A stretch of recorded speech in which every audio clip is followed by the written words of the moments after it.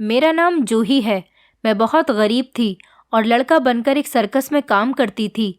किसी को भी नहीं पता था कि मैं एक लड़की हूँ। सर्कस देखने एक आदमी आता तो वो मुझे बहुत सारे पैसे दे देता और सर्कस के मालिक से मिलने अंदर चला जाता था। मुझे इस बात पर बड़ी हैरत होती थी, आखिर वो आदमी मुझे क्यों पैसे देता है। एक दिन जैसे ही वो मुझे पैसे देकर सर्कस के मालिक से मिलने गया, मैं उसके पीछे पीछे चली गई और जैसे ही दरवाज़ा खोला तो मेरे पैरों तले से ज़मीन निकल गई, क्योंकि वहाँ पर तो मेरा कोई ऐसा अपना था जिसके बारे में जानकर मेरे होश उड़ गए थे। मेरे परिवार में मेरे अलावा मेरी माँ थी। मैं अपनी माँ की इकलौती बेटी थी। मैंने कभी अपने पिता को नहीं देखा था। मैंने जब से होश संभाला था तब से हमेशा ही अपनी माँ का चेहरा देखा था और अपनी माँ को ही अपने इधर उधर पाया था। पिता क्या होता है, उसका प्यार क्या होता है, उसकी पहचान क्या होती है, न मैंने कभी देखी थी और ना ही कभी महसूस की थी। मेरा मन तो बहुत करता था कि मैं अपने पिता को देख सकूं और उनसे मिल सकूं, उन्हें प्यार कर सकूं, उनसे बातें कर सकूं। मगर जो लोग दुनिया से चले जाते हैं उनसे मिलने की ना तो कोई उम्मीद बाकी रह जाती है और ना ही उन्हें देखने की कभी चाहत पूरी हो पाती है। ऐसा ही सब कुछ मेरे साथ भी हुआ था। मैंने सिर्फ अपने पिता के बारे में अपनी माँ से ही बातें सुनी हुई थी। वो कभी कभी मुझे मेरे पिता के बारे में बताया करती थी कि तुम्हारे पिता ऐसे थे, तुम्हारे पिता वैसे थे। मेरी माँ ने बताया था कि जब मैं 1.5 साल की थी तब मेरे पिता की अचानक बहुत ज़्यादा तबीयत ख़राब हो गई थी। उनका काफ़ी इलाज करने के बावजूद भी वो बच नहीं सके थे और इस दुनिया से हमें छोड़कर चले गए थे। उसके बाद मेरी माँ बेसहारा हो गई थी और वो मेरे पिता के छोटे भाई मतलब मेरे चाचा के पास चली गई थी। मगर मेरी चाची को हमारा वहाँ पर रहना पसंद नहीं आया था। वो हमेशा हमें अपने घर में रखने के और खाने के ताने देती रहती थी। इसलिए मेरी माँ ने छोटी मोटी नौकरी तलाश की और चाचा जी का घर छोड़कर हम दोनों माँ बेटी किराए के घर में रहने लगे थे। चाचा जी ने तरस खाकर हमारे दादा के घर में से मेरे पिता का हिस्सा मेरी माँ को दे दिया था, क्योंकि जिस घर में मेरे चाचा चाची रहते थे वो मेरे दादा का घर था और मेरे पिता दूसरे घर में रहा करते थे। चाचा जी को जब पता चला कि हम लोग उनका घर छोड़कर किराए के घर में चले गए तो उन्होंने उस घर में से जो मेरे पिता का हिस्सा बनता था उसके पैसे मेरी माँ को दे दिए, जिस पर भी मेरी चाची ने काफ़ी हंगामा मचाया था। मगर चाचा जी ने उनकी कोई भी बात सुने बिना ही मेरी माँ को हिस्से के पैसे दे दिए थे, ताकि उन पैसों से उनकी और मेरी ज़िंदगी में कुछ तो सुकून आ सके। उन पैसों से मेरी माँ ने एक छोटा सा घर खरीद लिया था। घर तो छोटा था लेकिन हम दोनों माँ बेटी के रहने के लिए काफ़ी था। मेरी माँ इतनी पढ़ी लिखी नहीं थी कि उन्हें कहीं अच्छी जगह नौकरी मिल जाती, इसलिए वो एक अस्पताल में साफ़ सफाई का काम करके अपना और मेरा पेट पाल रही थी। मेरी माँ ने मेरा अच्छे स्कूल में एडमिशन भी करवा दिया था और वो हर चीज़ लाकर दिया करती थी जिसकी मुझे ज़रूरत होती थी, और वो मेरी छोटी से छोटी और बड़ी से बड़ी डिमांड को भी पूरी किया करती थी। आखिरकार माँ होती ही ऐसी है, शायद जो खुद कितनी भी मुश्किल उठाए मगर अपनी औलाद को हर वो चीज़ देने की कोशिश करती है जो उसकी औलाद की चाहत होती है। अपनी औलाद को उसकी पसंद की चीज़ दिलाने के लिए माँ खुद भी मेहनत करने के लिए तैयार हो जाती है और इसीलिए भगवान ने माँ के कदमों में स्वर्ग बनाया हुआ है। स्कूल से आकर मैं सारा टाइम अपनी माँ के साथ ही गुजारा करती थी। मेरी माँ अस्पताल से आ जाने के बाद घर में भी लोगों के कपड़े सिलाई किया करती थी। मेरी माँ बहुत टैलेंटेड औरत थी। मेरी माँ से हर काम आता था, बस सिर्फ वो शिक्षा से ही पीछे थी।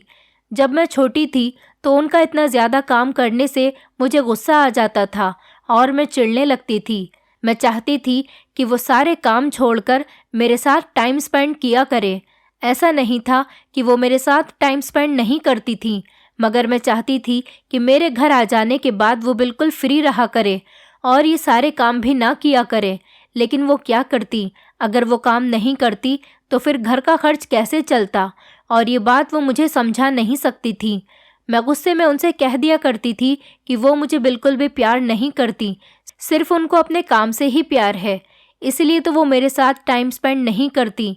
वो बस पैसा कमाने से ही मतलब रखती हैं, इसलिए तो वो सिर्फ पूरा दिन काम में ही लगी रहती। मगर जब मैं बड़ी हुई तो मुझे पता चला कि उन्हें मोहब्बत काम या पैसों से नहीं बल्कि मुझसे है। तभी तो वो मेरी हर ज़रूरत और चाहत को पूरा करने के लिए वो दिन रात नहीं देखती थी, सिर्फ काम ही करती रहती थी। वो सच में मुझे इतना प्यार करती हैं कि मेरी शिकायतें भी हंसकर सुन लिया करती थी। मैंने इंटर भी कंप्लीट कर लिया था।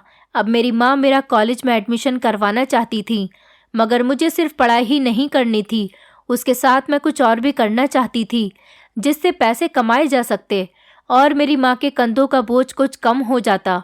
मैंने घर में ही आस पड़ोस के बच्चों को ट्यूशन पढ़ाना शुरू कर दिया था, जिससे मेरे पास थोड़े बहुत पैसे आने लगे थे। माँ के लाख मना करने पर भी मैंने यही कहा था कि मुझे बच्चों को ट्यूशन पढ़ाने से ना रोकें।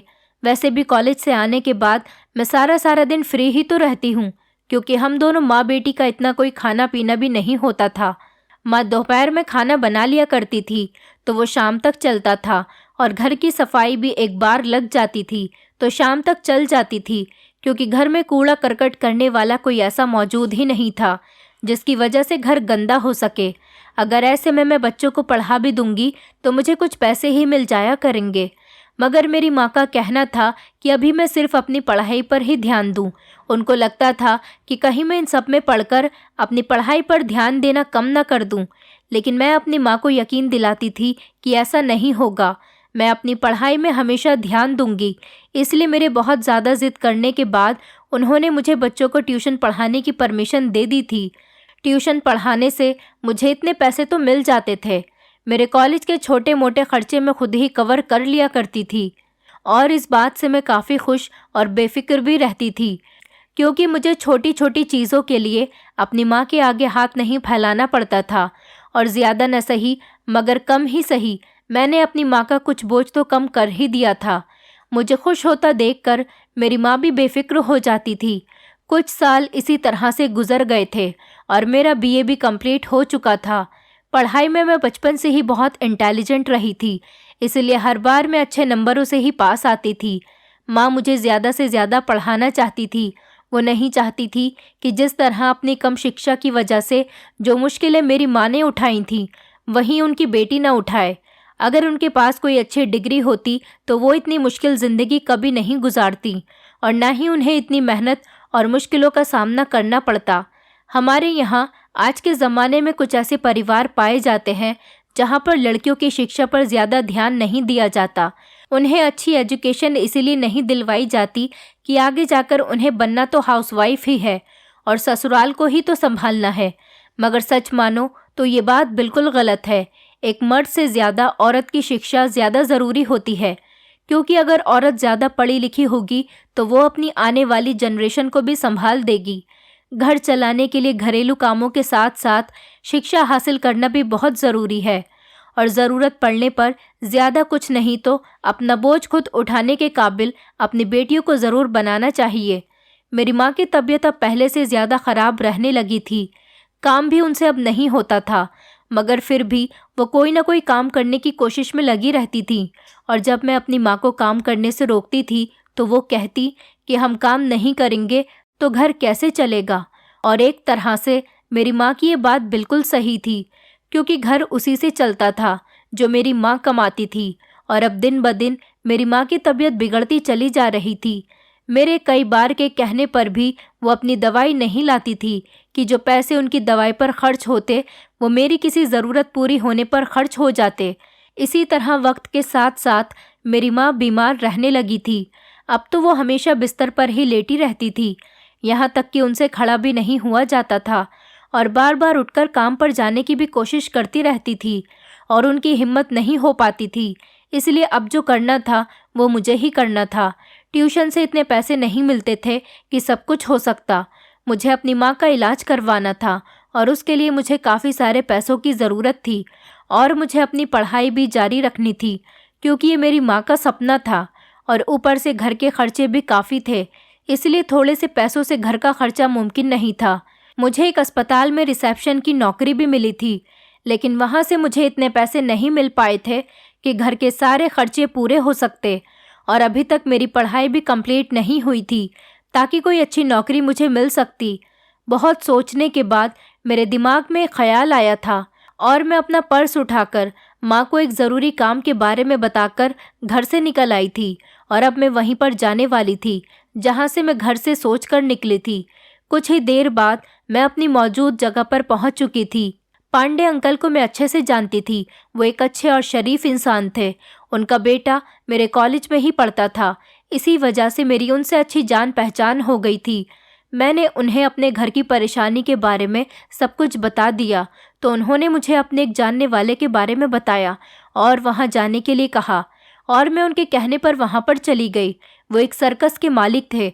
जब मैंने उनसे बात की तो उन्होंने मुझे कुछ सोचते हुए अपने पास काम पर रख लिया था और कहा कि वो मुझे इस काम के पैसे भी अच्छे दे दिया करेंगे और काम भी ज़्यादा मुश्किल नहीं था और इस तरह से मैं अपनी पढ़ाई भी चालू रख सकती थी।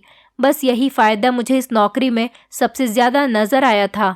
मैंने उनकी नौकरी एक्सेप्ट कर ली थी, लेकिन परेशानी ये थी कि वहाँ पर बहुत सारे लोग सर्कस देखने के लिए आते थे। ऐसी जगह पर मैं अपनी असली पहचान के साथ कभी भी काम नहीं कर सकती थी। तो उन्होंने मुझे एक सॉल्यूशन बताया। उन्होंने मुझसे कहा कि मैं लड़के के रूप में यहाँ पर आया करूँ और इसी तरह किसी को भी इस बारे में पता नहीं चलेगा कि मैं एक लड़की हूँ और इस वजह से मुझे भी कोई परेशानी नहीं होगी। मैं भी कुछ सोच समझकर ये नौकरी करने के लिए तैयार हो गई थी और ये कहकर आई थी कि मैं कल से काम पर आ जाऊंगी। ये कहकर मैं वहाँ से अपने घर पर आ गई थी। साथ ही साथ मेरे दिमाग में ये बात भी घूम रही थी कि क्या मेरी माँ मुझे ये काम करने देगी। मगर मुझे अपने घर के हालात सुधारने के लिए कुछ तो करना ही था। ऐसे हाथ पर हाथ रखकर ना तो ज़िंदगी गुजर सकती थी और ना ही हमारी ज़रूरतें पूरी हो सकती थी। घर आकर मैंने अपनी माँ को ये नहीं बताया कि मुझे एक सर्कस में काम मिल गया। अगर ये बात बता देती तो वो मुझे कभी भी वहाँ पर जाने नहीं देती। इसलिए मैंने अपनी माँ से झूठ बोल दिया था। किसी और काम का बहाना लेकर मैं सर्कस में जाने लगी थी। घर से मैं अपने असली रूप में निकलती थी और अपनी पड़ोसन के यहाँ जाकर मैं अपना रूप बदल लेती थी। एक लड़की से लड़के के रूप में बदल जाती थी और वहाँ से काम करने के लिए सर्कस में चली जाती थी और वहाँ से वापस आकर भी अपने पड़ोस में रहने वाली एक आंटी के घर जाकर कपड़े चेंज करती थी और उसके बाद ही मैं घर पर आती थी। शुरू शुरू में मुझे बहुत मुश्किल हुआ करती थी, मगर फिर धीरे धीरे मुझे इस काम की आदत पड़ गई थी और अब तो मुझे बिल्कुल भी ये काम मुश्किल नहीं लगता था। मुझे वहाँ पर काम करते हुए 20 दिन हो गए थे और मुझे वहाँ के मालिक ने 20 दिन में ही सैलरी दे दी थी, क्योंकि पांडे अंकल ने मेरी वहाँ पर सोर्स लगा दी थी। पांडे अंकल की सर्कस के मालिक से बहुत अच्छी जान पहचान थी। मेरे घर की परेशानी देखते हुए वहाँ के मालिक ने मुझे जल्द ही सैलरी दे दी थी। उन पैसों से ज़्यादा तो नहीं, लेकिन थोड़ी बहुत ही हमारे घर की परेशानियाँ ख़त्म हो जाया करती थी। माँ की दवाई और घर का खर्च चल ही जाता था। अपनी पढ़ाई पर भी मुझे कुछ पैसे खर्च करने पड़ जाते थे और मेरा पढ़ाई पर भी ध्यान कम होने लगा था। लेकिन मैंने अपनी माँ से यही कहा हुआ था कि मेरा अपनी पढ़ाई पर पूरा ध्यान है और मैं दिल लगाकर अपनी पढ़ाई कर रही हूँ, ताकि मेरी माँ का दिल न दुखे, और वो मेरे इस झूठ पर खुश हो जाया करती थी। सर्कस में मुझे काम करते हुए अब दूसरा महीना भी लगने वाला था। वहाँ के मालिक के अलावा ये बात कोई नहीं जानता था कि मैं एक लड़की हूँ। सब यही समझते थे कि मैं एक लड़का हूँ और इस बात से मुझे काफ़ी आसानी मिल जाती थी। मैं बिना किसी डर के आराम से काम कर लिया करती थी। एक दिन बड़ी अजीब सी बात हुई थी। एक आदमी वहाँ पर सर्कस देखने के लिए आया था और जाते हुए मुझे बहुत सारे पैसे भी दे गया था और उसके बाद सर्कस के मालिक से मिलने के लिए उसके ऑफिस में चला गया था।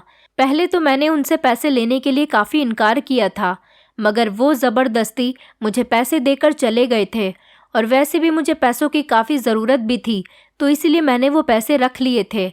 अगले दिन फिर वही आदमी आया और मुझे पैसे देकर फिर मालिक के ऑफिस में उनसे मिलने के लिए चला गया था। उन पैसों से मुझे काफ़ी फ़ायदा हुआ था। मैंने अपनी पढ़ाई भी शुरू कर दी थी। वो इंसान अब रोज़ ही आने लगा था और मुझे ढेर सारे पैसे देकर मालिक से मिलने के लिए उसके ऑफिस में चला जाता था। एक तरफ तो मैं बहुत खुश होती थी, लेकिन दूसरी तरफ मुझे ये बात बहुत परेशान करती थी कि आखिर वो आदमी मुझे क्यों रोज़ पैसे देकर जाता था। आखिरकार वो आदमी कौन था? मैं एक ज़रूरतमंद लड़की हूँ, लेकिन ये बात उसे कैसे पता थी? और बहुत सारे सवाल मेरे दिमाग में उस टाइम घूम रहे थे और उस सब का जवाब सिर्फ एक ही इंसान दे सकता था, और वो वही इंसान था जो लगातार 10-15 दिन से सर्कस देखने के लिए आ रहा था और मुझे पैसे देकर चला जाता था।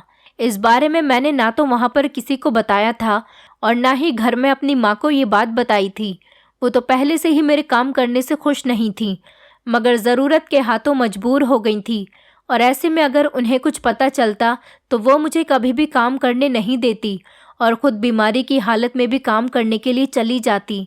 मैंने सोचा था कि मैं खुद ही इस बात का कोई ना कोई सॉल्यूशन निकाल लूँगी, और सबसे पहले तो मुझे ये बात जाननी थी कि आखिर वो इंसान था कौन और वहाँ पर क्यों आता था और मुझे पैसे देकर क्यों जाता था। आज जब मैं काम पर आई तो यही सोच कर आई थी कि आज पता लगाकर ही रहूँगी कि ये कौन है और मुझे कैसे जानता है, इसका मुझे पैसे देने की क्या वजह है। और मैंने ऐसा ही किया था। वो आदमी जब आया और मुझे पैसे देकर जब मालिक के ऑफिस में जाने लगा तो मैं भी छुपकर उसके पीछे पीछे जाने लगी और ऑफिस के दरवाजे के बाहर खड़े होकर चोरी चुपके उनकी बातें सुनने लगी थी। और ये सुनकर मैं हैरान हो गई थी कि अंदर तो मेरे बारे में ही बातें चल रही थी। वो आदमी मुझे किस तरह से जानता था और क्यों सर्कस के मालिक से मेरे बारे में बातें कर रहा था, और उसे कैसे पता चला था कि मैं एक लड़का नहीं बल्कि लड़की हूँ। क्या इसीलिए वो रोज़ मुझे पैसे देकर मेरी मदद किया करता था? कौन था वो आदमी? वो जो कोई भी था, मगर उसकी बातों से मुझे ये अंदाज़ा हो गया था कि वो मुझे बहुत अच्छे से जानता है। मेरे बारे में उसे सब कुछ पता था, जबकि यहाँ पर काम करने वाले और यहाँ पर सर्कस देखने आने वाले लोगों को इस बारे में नहीं पता था। और वो आदमी मालिक से मेरा ख़ास ख्याल रखने के बारे में क्यों कह रहा था? वो आदमी उम्र में लगभग 55 साल का होगा, लेकिन उसे देखकर ऐसा नहीं लगता था। वो काफ़ी फिट रहता था। घर आ जाने के बाद भी वही सारी बातें मेरे दिमाग में चारों तरफ घूम रही थीं। मैं अपनी माँ को इस बारे में नहीं बता सकती थी। अगर मैं उनको ये सब कुछ बता देती तो वो मुझे कभी दोबारा वहाँ पर नहीं जाने देती। वो तो पहले ही मुझे नौकरी नहीं करवाना चाहती थी, मगर सिर्फ मेरी मजबूरी और ज़िद को देखते हुए मुझे काम करने दे रही थी। और अब अगर उनको इस आदमी वाली बात पता चल जाती तो वो मुझे कभी भी काम करने नहीं देती। लेकिन हमें अभी पैसों की सख्त ज़रूरत थी और ऐसे हालात में मैं काम छोड़ भी नहीं सकती थी। इसलिए मैंने अपनी माँ को इस बारे में कुछ भी नहीं बताया था और मैंने सोचा था कि कल जाकर मालिक से ही इस बारे में बात करूँगी। वो ज़रूर उस आदमी को जानते होंगे। आखिरकार वो आदमी उनके ऑफिस में जाता था और यही सोचकर जल्दी जल्दी मैंने सारा काम निपटा लिया और मैं अपने कमरे में जाकर सोने के लिए लेट गई थी।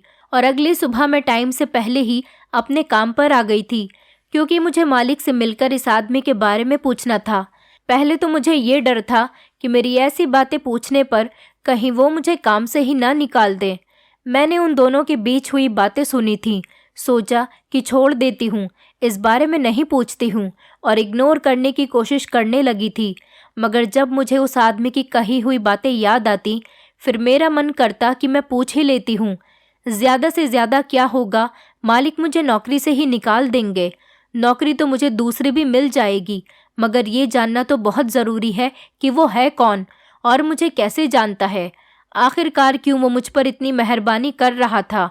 और यही सोचकर मैंने मालिक से बात करने का फ़ैसला किया और यही बात करने के लिए मैं उनके ऑफिस की तरफ चली गई। और अंदर जाकर जब मैंने उनसे इस बारे में बात की और पूछा कि वो आदमी कौन है, तो उन्होंने मुझे यही बताया कि वो आदमी उनका कोई मिलने वाला है। उन्होंने बताया कि वो पहले यहाँ पर सर्कस में काम किया करता था और यहाँ से काम छोड़ने के बाद वो काफ़ी अमीर आदमी बन गया। जब मैंने अपने बारे में पूछा कि वो आपसे मेरे बारे में बातें क्यों कर रहा था, तो उन्होंने बताया कि उसने सिर्फ यही कहा था कि इस लड़की का ज़्यादा से ज़्यादा ख्याल रखा करो, ध्यान रखा करो, यहाँ पर कोई उसे परेशान न करे, और उसके लिए वो मुझे पैसे भी देता है।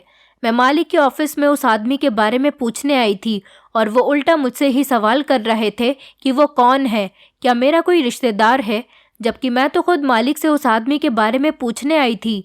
मैंने तो आज तक कभी इस आदमी को देखा भी नहीं था और ना ही वो कोई हमारा रिश्तेदार था। अपने सारे रिश्तेदारों को मैं अच्छी तरह से जानती थी और लगभग सबको ही मैंने देखा हुआ था। हमारे रिश्तेदार भी कभी ज़रूरत पर भी अपना पैसा हम पर खर्च नहीं करते थे। तो फिर ये कौन था? मैं शायद उन्हें जानती होती, लेकिन मैं उनसे इस बारे में कैसे पूछती? फिर मैंने यही सोचा था कि मुझे उसी आदमी से पूछना पड़ेगा। आज मैंने ये फैसला कर लिया था कि वो जब भी आएगा तो मैं उससे ज़रूर पूछूंगी कि वो कौन है और मुझे कैसे जानता है। अगले 2-3 दिन मेरे इसी इंतज़ार में गुजर गए, मगर अब वो आदमी नहीं आ रहा था। पहले तो वो रोज़ सर्कस देखने के लिए आता था, मगर जब से मैंने ये सच्चाई जानने की कोशिश की थी, उस दिन से ही वो गायब हो गया था और वहाँ पर नहीं आ रहा था। मुझे ऐसा लगता था कि क्या उसे पता चल गया था कि मैं उससे कुछ पूछने वाली हूँ, मगर उसे इस बारे में कैसे पता चल सकता था। जिस दिन से मैंने मालिक से बात की थी, उस दिन के बाद से ही वो वहाँ पर नहीं आया था। कहीं मालिक ने तो उसे कुछ नहीं बताया होगा, लेकिन मालिक उसे कुछ नहीं बता सकते थे, ये बात तो पक्की थी। तो फिर वो यहाँ पर क्यों नहीं आ रहा था? शायद वो किसी काम में बिजी हो, इसलिए नहीं आ सका। यही सोचकर मैं रोज़ उसका इंतज़ार करने लगी थी और रोज़ ही वो आदमी नहीं आता था। लगभग 15 दिन गुजर गए थे। वो आदमी जो रोज़ यहाँ पर आता था, अब 15 दिन से एक भी दिन यहाँ पर नहीं आया था। मैं यही सोच रही थी, जब मालिक ने मुझे अपने ऑफिस में बुलाया था, मैं वहाँ पर गई तो उन्होंने ढेर सारे पैसे मुझे दे दिए और कहा कि ये उसी आदमी ने तुम्हारे लिए भिजवाए हैं जो रोज़ यहाँ पर आता था। उसने आज स्पेशली तुम्हारे लिए ये पैसे भेजे हैं। उन्होंने वो पैसे मेरी तरफ बढ़ाते हुए कहा था। मुझे बड़ी हैरानी हुई थी। इस बार मैंने वो पैसे लिए थे और अपने घर को वापस आ गई थी। सारी रात मुझे नींद नहीं आई थी, यही सोचकर कि वो कौन है। मुझे उससे एक बार तो मिलना ही था, मगर मैं कैसे उससे मिल सकती थी? अब तो उसने वहाँ पर आना भी छोड़ दिया था। मैं करूँ तो क्या करूँ? इसी उलझन में मेरी रात कब गुजर गई थी, मुझे कुछ भी पता ही नहीं चला था। सुबह जब उठी तो माँ ने पूछा कि कोई परेशानी है क्या तुम्हें? उन्हें शायद मेरा चेहरा देखकर ही अंदाज़ा हो गया था कि मैं कुछ परेशान हूँ, मगर मैं ये सब कुछ बताकर अपनी माँ को परेशान नहीं करना चाहती थी। इसीलिए मैंने पढ़ाई का बहाना बना दिया था। आज मुझे अपने मालिक से उस आदमी का पता मालूम करना ही था, ताकि मैं उससे मिलकर कम से कम अपनी इस उलझन से तो आज़ाद होती। कोई और बात होती तो शायद मुझे उसे जानने में ज़्यादा इंटरेस्ट नहीं होता, मगर यहाँ बात मेरी पहचान की थी। कोई मुझे जानता था और मेरी मदद भी कर रहा था, वो भी मुझसे बिना किसी मतलब के। ऐसा कैसे हो सकता था? इस सब में कुछ ना कुछ तो उसका ही फ़ायदा होगा, जभी तो वो मुझे पैसे दे रहा था। यही जानने के लिए मैंने मालिक से उसका एड्रेस पूछा था, जो कि उन्होंने ये कहकर नहीं दिया कि वो नहीं जानते उस आदमी के बारे में कि वो कहाँ पर रहता है। मगर मुझे पता था वो मुझसे झूठ बोल रहे हैं। वो उस आदमी को जानते थे, मगर मुझसे क्यों छुपा रहे थे? बहुत बार कहने पर उन्होंने आखिरकार मुझे उस आदमी का एड्रेस दे ही दिया और अब मुझे उसके घर भी जाना था। सोचा कल चली जाऊंगी और साथ में माँ को भी बताकर आऊंगी कि मुझे कहीं और भी जाना है, तो मुझे घर आने में देर हो जाएगी। इसीलिए आज जाने का इरादा मैंने कैंसिल कर दिया और मैं सीधा अपने घर की तरफ चल पड़ी थी, यही सोचकर कि अब कल को ही जाऊंगी और अगले दिन मुझे काम से फ्री होकर जाना था। मैंने अपनी माँ से कह दिया था कि कॉलेज से फ्री होने के बाद मेरी एक्स्ट्रा क्लासेस भी हैं, मैं वो कंप्लीट होने पर ही घर वापस आऊँगी। मुझे घर आने में देर हो जाएगी, इसलिए आप मेरी फ़िक्र न करें।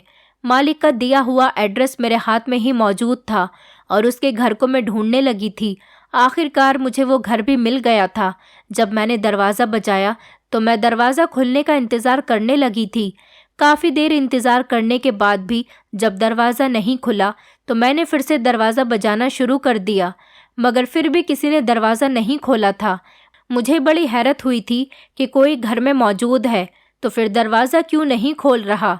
इससे पहले मैं दोबारा से दरवाज़ा बजाती, वही रास्ते से गुजरते हुए मुझे एक बूढ़ी औरत ने बताया कि इस घर का मालिक तो 2-3 दिन से कहीं पर गया हुआ है और अभी तक वापस नहीं आया। दरवाजे पर चाबी वाला लॉक लगा हुआ था और मैंने दरवाजे के लॉक पर ध्यान ही नहीं दिया था। शायद इसीलिए मुझे पता नहीं चल रहा था कि घर के अंदर तो कोई भी नहीं है। मैं उदास होकर वहाँ से वापस पलट रही थी। आज मैं बड़ी उम्मीद लेकर यहाँ पर आई थी कि आज मैं उस आदमी से अपने हर सवाल का जवाब लेकर ही आऊँगी, मगर घर को बंद देखकर ऐसा लग रहा था कि अब ये राज सिर्फ राज ही रहेगा। उस आदमी तक शायद मैं कभी भी नहीं पहुँच सकती थी। मैं उस टाइम को याद करके पछता रही थी जब वो रोज़ाना सर्कस देखने आया करता था। काश मैं उसी टाइम उस आदमी से पूछ लेती तो मुझे इतना भटकना न पड़ता, मगर अब मेरा ये सच्चाई जानने का इंटरेस्ट और भी ज़्यादा बढ़ता चला जा रहा था।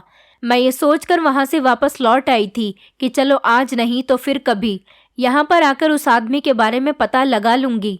कभी ना कभी तो वह आदमी ज़रूर अपने घर को वापस आएगा। जब भी आएगा मैं तभी उससे उसके बारे में पूछ लूँगी।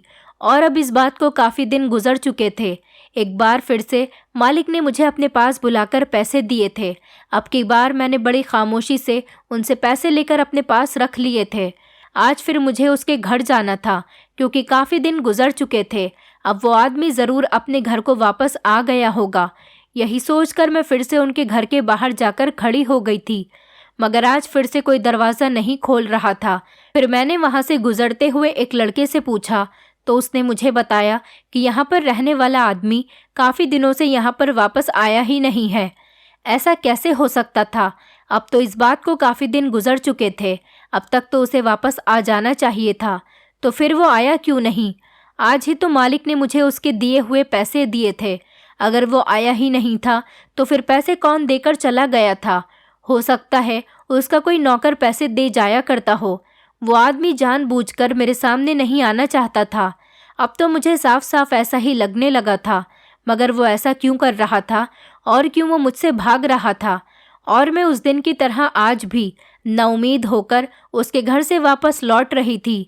वहाँ से लौटते टाइम मुझे याद आया था कि मैं अपना पर्स मालिक के ऑफिस में ही भूल कर आ गई थी। इसलिए मैं वापस सर्कस की तरफ जाने लगी थी।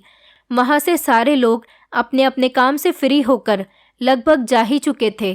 कुछ ही लोग थे जो वहाँ पर मौजूद थे। मैं जैसे ही मालिक के ऑफिस में जाने लगी तो मुझे कोई जानी पहचानी सी आवाज़ सुनाई देने लगी थी। ये आवाज़ तो उसी आदमी की थी जिसे मैं इतने दिनों से तलाश कर रही थी, और आज मैं ये मौका किसी भी हाल में अपने हाथों से जाने नहीं दे सकती थी। इसलिए मैंने ऑफिस का दरवाज़ा खोला और अंदर चली गई। वहाँ पर वो आदमी मौजूद था और वो मुझे देखकर बहुत हैरान हो रहा था और अपनी जगह से उठकर खड़ा हो गया था, और मैं भी उसके सामने आकर खड़ी हो गई थी। और ये देखकर वो अपनी नज़रें मुझसे चुराने लगा था। मैं इधर उधर की बातें किए बिना ही डायरेक्ट उनसे सवाल पूछने लगी थी कि आखिर वो थे कौन और क्यों मुझसे भागने की कोशिश कर रहे थे। जब उनको लगा कि उनके फरार होने के सारे रास्ते बंद हो गए, वो जिस कुर्सी से उठकर खड़े हुए थे वापस उसी कुर्सी पर बैठ गए थे, और अब मैं भी उनके सामने ही चेयर पर बैठ गई थी। मालिक उठकर अपने ऑफिस से बाहर चले गए थे और उनके जाने के बाद मैंने उनसे सारे सवाल करने शुरू कर दिए थे जो अब तक मुझे बुरी तरह से परेशान कर रहे थे। मैंने उनसे पूछा था कि आप क्यों मुझे रोज़ाना पैसे दिया करते थे और वो मुझे किस तरह से जानते हैं। ये सुनने के बाद उन्होंने बोलना शुरू कर दिया था। कहने लगे कि मैं तुम्हारे सारे सवालों के जवाब देने के लिए तैयार हूँ, मगर इससे पहले मैं तुम्हें कुछ और बताना चाहता हूँ। किसी की एक कहानी है, क्या तुम सुनोगी? वो मुझसे इस बारे में पूछ रहे थे और मैं बस खामोश ही रही थी। और उसके बाद उन्होंने बोलना शुरू कर दिया था। उन्होंने बताया कि आज से 22 साल पहले मैं भी सर्कस में ही काम किया करता था, और मैं यहाँ पर एक मामूली सा नौकर था जिसकी ना तो कोई औकात थी और ना ही कोई हैसियत थी। मेरी जेब में भी कभी पैसे होते थे तो कभी मेरी जेब पूरी तरह से खाली हुआ करती थी, मगर मेरा दिल बिल्कुल ही साफ था। मैं बहुत ईमानदार और शरीफ इंसान था। एक लड़की यहाँ पर हर संडे सर्कस देखने के लिए आया करती थी, और देखते ही देखते मुझे उस लड़की से प्यार हो गया था। मुझे वो पसंद आ गई थी। वो बहुत ज़्यादा खूबसूरत थी जिसे देखकर मैं दीवाना हो गया था। पहले तो मैंने सोचा कि मैं अपनी मोहब्बत को अपने दिल के ही कोने में दबाकर रख देता हूँ, मगर फिर सोचा कि क्या पता वो मुझे मिल ही जाए। वैसे अपने दिल का हाल बताने में कोई हर्ज नहीं। वो ज़माना ऐसा था कि जब कोई अच्छा लगता था तो उसको प्रपोज करने के बजाय उसके घर रिश्ता भिजवा दिया जाता था। मैंने भी ऐसा ही किया था। अपनी फैमिली को उस लड़की के बारे में बता दिया, और मेरी खुशकिस्मती थी या फिर मेरी बदकिस्मती थी कि वो लड़की हमारी जान पहचान वालों में से ही निकली थी, और मेरी माँ ने हमारे रिश्ते की बात को आगे बढ़ा दिया था, और इसी तरह से बात बढ़ते बढ़ते शादी तक पहुँच गई थी। मैं बहुत ही खुश हो गया था, और होता भी क्यों नहीं, क्योंकि मुझे वही लड़की मिल रही थी जिसे मैंने पसंद किया था। सब कुछ अच्छे से चल रहा था, जैसा मैं चाह रहा था वैसा ही हो रहा था, और मेरी ज़िंदगी भी बहुत अच्छी गुजर रही थी। मैं उस लड़की की हर छोटी से छोटी ख्वाहिश पूरी करने की कोशिश किया करता था, और उसे हमेशा खुश रखने की कोशिश किया करता था, और मुझे लगता था कि मैं ऐसा करने में कामयाब भी हो जाता था। मगर ये सब मेरा वहम साबित हुआ था। वो तो कभी मुझसे खुशी नहीं हुई थी, और ये बात मुझे शादी के 2 साल बाद मालूम हुई थी, जब मैंने अपनी पत्नी को किसी से फ़ोन पर बात करते हुए सुना था। पहले तो मुझे शक था कि वो किसी और से कांटेक्ट में है, लेकिन अब अपनी आंखों से देखने के बाद मेरा शक यकीन में बदल चुका था, क्योंकि उस दिन मैं अपने काम से जल्दी घर वापस आ गया था। घर का मेन गेट खुला हुआ देखकर मैं घर के अंदर सीधा ही दाखिल हो गया था, और तभी मैंने उसे किसी से फ़ोन पर बातें करते हुए सुना था। मैं उसकी सारी बातें सुन चुका था, लेकिन फिर भी अनजान बनने की कोशिश कर रहा था, और फिर मैंने अपनी पत्नी से कोई सवाल नहीं किया। इसी तरह से वक्त गुजरता चला गया, और फिर एक दिन मेरी पत्नी ने खुद ही मुझसे कहा कि वो मेरे साथ नहीं रहना चाहती और वो मेरा घर छोड़कर जाना चाहती है। उसने मुझसे डाइवोर्स की डिमांड कर दी थी। मुझे उस दिन ऐसा लगा था जैसे मेरे पैरों तले से ज़मीन निकल गई थी। मेरे पास अब उसे रोकने की कोई वजह भी तो नहीं बची थी, क्योंकि वो खुद ही मेरे साथ नहीं रहना चाहती थी। इसलिए मैं उसके साथ कोई ज़बरदस्ती नहीं कर सकता था। अपने दिल पर पत्थर रखकर मैंने जिस तरह से उसकी पहली गलती माफ़ की थी, इसी तरह से मैंने अपने दिल पर पत्थर रखकर उसकी ये आखिरी डिमांड भी पूरी कर दी थी। डाइवोर्स लेने के बाद वो मुझे छोड़कर चली गई थी, और मेरे साथ में मेरी और अपनी 1.5 साल की बेटी को भी लेकर चली गई थी। मैंने भी अपनी बेटी को जाते हुए नहीं रोका था, क्योंकि वो लेकर जा रही थी तो मैंने अपनी बेटी को जाने दिया था। उसने मेरे साथ जो भी किया था, लेकिन मैं तो उससे प्यार किया करता था, इसलिए बेटी को उसे दे दिया था, ताकि माँ होते हुए भी वो अपनी बेटी के लिए ना तरसे। मेरा क्या था, मुझे तो वैसे भी अब सारी ज़िंदगी तड़पना ही था, और वैसे भी बच्चे को माँ की ज़्यादा ज़रूरत होती है, ना कि पिता की। और मुझे पूरा यकीन था कि वो जिससे प्यार करती थी और जिससे उसका अफेयर चल रहा था, वो लड़का भी ज़रूर उससे प्यार करता होगा, और शायद उसकी मोहब्बत में मेरी बेटी को भी अपना लेगा। बस यही सोचकर मैंने उन दोनों को जाने दिया था। मैंने उसके जाने के बाद किसी और से शादी भी नहीं की थी। ना तो मेरा दिल दूसरी शादी के लिए कर रहा था, और ना ही मुझे दूसरी शादी करने की कोई ज़रूरत थी। टाइम गुजरता चला गया, और उसके साथ साथ ज़िंदगी में भी बदलाव आते चले गए। मैंने अपना सारा ध्यान अपने काम में लगाना शुरू कर दिया, और आज मैं अपनी मेहनत की वजह से एक बहुत बड़ी कंपनी का मालिक बन गया हूँ। और वो इतनी बात कहकर खामोश हो गए थे, और मैं सोच में पड़ गई थी कि न जाने ये कहानी उन्होंने मुझे क्यों सुनाई थी। फिलहाल मुझे इस बात से कोई मतलब नहीं था। मुझे तो बस अपने सवालों के जवाब चाहिए थे, जो मैंने उनसे पूछना शुरू कर दिए थे। मैंने उनसे कहा कि आप मुझे कैसे जानते हैं। मेरा पहला सवाल यही था, और मैंने पूछ भी लिया था, मगर जो जवाब मुझे मिला था उसने मुझे कुछ आगे पूछने के काबिल ही नहीं छोड़ा था। वो जो मेरे सामने बैठे हुए थे वो कोई और नहीं बल्कि मेरे अपने पिता थे। मुझे लगा था जैसे कि मैं अपने होश में ही नहीं हूँ। मैं तो अपने बचपन से ही यही सुनती आ रही थी कि मेरे पिता बचपन में ही किसी बीमारी के कारण मर गए थे, मगर आज वो मेरे सामने बैठे हुए थे, जिंदा और बिल्कुल ठीक और सही सलामत, जिनको मैं अपनी आंखों के सामने बैठा हुआ देख रही थी। न जाने इतना बड़ा सच मुझसे क्यों छुपाया गया था। मुझे कुछ भी समझ में नहीं आ रहा था। कुछ देर तक अपने आप को संभालने के बाद मैंने अपना अगला सवाल किया था कि वो क्यों मुझसे छुप रहे थे और क्यों मुझसे मिलना नहीं चाहते थे, जिस पर उन्होंने मुझे बताया कि वो मुझे सच के बारे में नहीं बताना चाहते थे।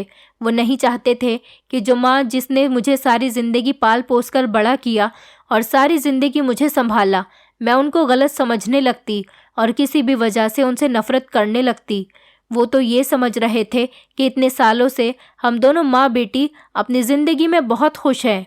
माँ ने जिस आदमी से शादी की थी उसने हमें सब कुछ दिया होगा, क्योंकि वो पहले से ही बहुत अमीर इंसान था, मगर वो ये नहीं जानते थे कि हम तो बहुत गरीबी भरी ज़िंदगी जी रहे थे।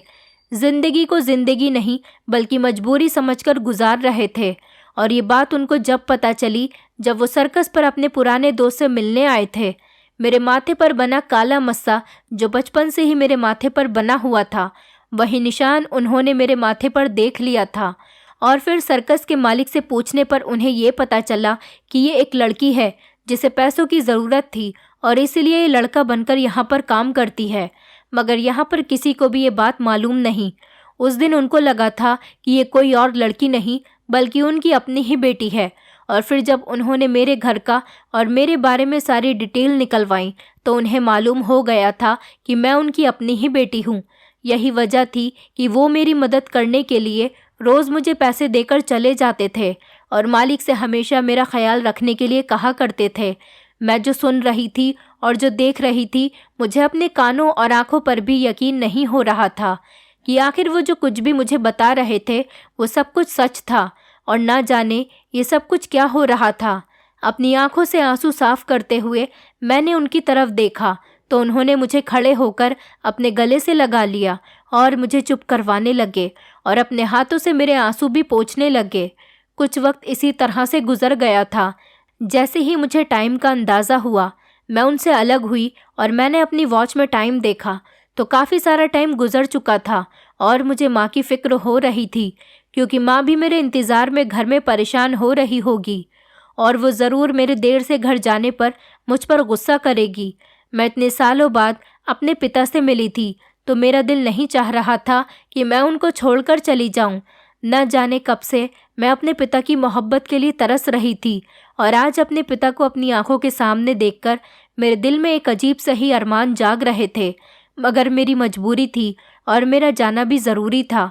मेरी माँ घर पर मेरा इंतज़ार कर रही होगी, इसलिए मैंने अपने आंसू साफ़ किए और अपना पर्स उठाकर वहाँ से अपने घर पर आ गई थी।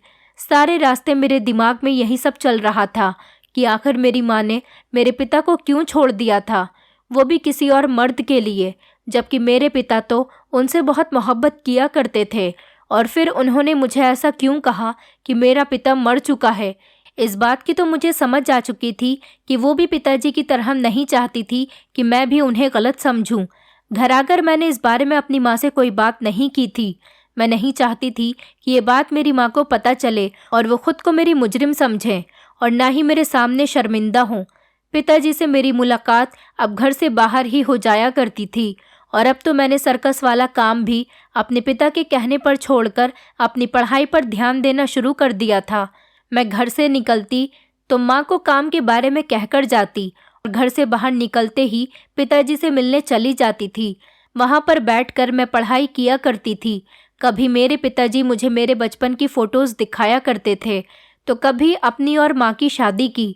माँ के उनको छोड़कर जाने के बाद उनके पास कुछ भी नहीं बचा था, बस ये कुछ फ़ोटोज़ ही बाकी रह गई थी जिनके सहारे उन्होंने अपनी सारी ज़िंदगी गुजार दी थी। और आज भी हम दोनों बाप बेटी को बातें करते हुए टाइम का पता ही नहीं चला था और मुझे घर जाने में भी देर हो गई थी।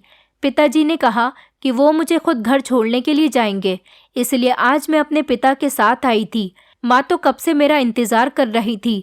उन्होंने मुझे पिताजी के साथ आते हुए देख लिया था और मेरे घर आते ही उन्होंने मुझसे सवाल किया था कि मैं किसके साथ घर पर आई हूँ। और इसी तरह उन्हें ये बात भी पता चल गई थी कि मैं अपने पिता से मिल चुकी हूँ और सारी सच्चाई के बारे में भी जान चुकी हूँ, जिस पर मेरी माँ खामोश रही थी। उनकी आंखों में आंसू थे और शर्मिंदगी सी थी जो मैं देखना नहीं चाहती थी, इसलिए सब उनसे अब तक छुपा कर रखा था।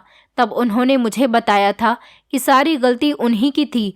उन्होंने मेरे पिता जैसे अच्छे और शरीफ इंसान को सिर्फ दौलत की खातिर ही छोड़ दिया था और जैसे दूसरे मर्द के लिए उन्होंने अपने पहले पति को छोड़ दिया था, उसने भी कुछ महीनों बाद किसी दूसरी औरत के लिए मेरी माँ को छोड़ दिया था।